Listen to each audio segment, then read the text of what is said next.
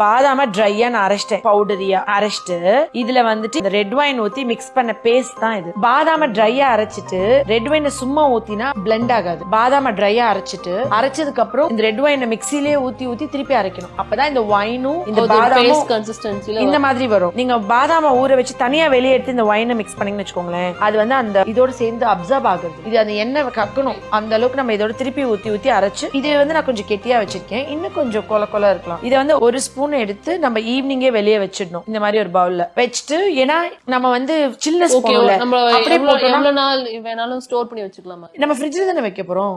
பாதாம் red wine ஊத்தி ஃப்ரிட்ஜ்ல வச்சிடுறோம். அதை நம்ம எண்ணெய் போடும் போது சாயந்தரத்துல ஒரு ஸ்பூன் எடுத்து வெளியே வச்சுட்டு நீங்க வந்து ஹனி கொஞ்சம் ஆட் பண்ணிக்கணும்.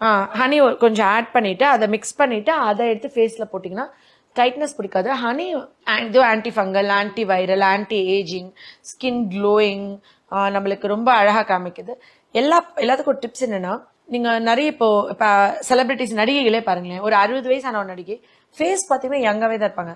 இங்க ஃபுல்லா சுருக்கம் இருக்கும் கழுத்துல, ஏஜ் இங்கதான் பார்க்க முடியும். நம்ம ஃபேஸ் ஓரளவுக்கு மெயின்டைன் பண்றாங்க. அப்ப நான் என்ன பண்ணணும்னா இங்க இருந்து தான் ஸ்டார்ட் பண்ணும் எனி பேக்.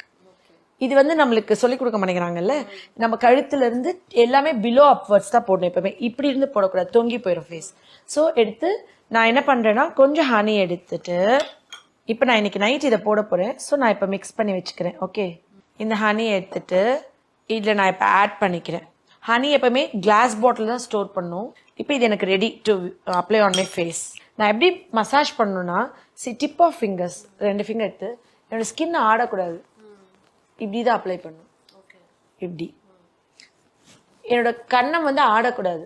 நம்ம ஆக்சுவலி இது நீங்க யூஸ் பண்ணி பாருங்களேன், ஷைன், க்ளோ, அப்புறம் ஸ்கின் டைட்னஸ், அந்த தொங்கி இருக்கிறது, ஒரு ஹேங்கிங் சாகிங் இருக்காது. கண்ணம் வந்து டைட்டா இருக்கும். நம்ம எவ்வளவோ நம்ம ஹெல்த்காண்டி வெளியே போய் பணம் செலவழிக்கிறதுக்கு கண்ணுக்கு தெரிஞ்ச ஒரு பாதாமும் ஒரு வைனும் ஒரு தேனும் நிச்சயமா எந்த சைடு எஃபெக்ட் காஸ் பண்ண போறது இல்லை. இது வந்து நைட்டு தான் போடணும் அப்படிதான் இருக்கு. எனக்கு டைம் அப்பதான் இருக்கும். நான் என்ன பண்ணுவேன்னா நைட் போட்டுட்டு ஐ டூ ஒர்க் அவுட். நைட் இதை ஃபேஸ்ல போட்டுட்டு நான் ஒர்க் அவுட் பண்ணும்போது பயங்கரமா ஸ்வெட் ஆகும், என்னோட எல்லா போர்ஸும் ஓப்பன் ஆகும், இது இன்னும் கொஞ்சம் அப்சர்வ் ஆகும். பண்ணி முடிச்சு போய் குளிர்ந்த தண்ணியில வாஷ் பண்ணிட்டு நான் ட்ரை பண்ணிக்குவேன். ஸோ ஓவர் நைட் வந்து கூட வச்சுக்கலாம். இது என்னன்னா தேன் இருக்கிறதுனால ஸ்கின் வந்து எப்பவுமே இருக்காது. எனிதிங் ஸ்கின் வந்து டைட்டா இருக்கமாச்சுன்னா எனக்கு சுருக்கம் வரும் ஃபேஸ்ல.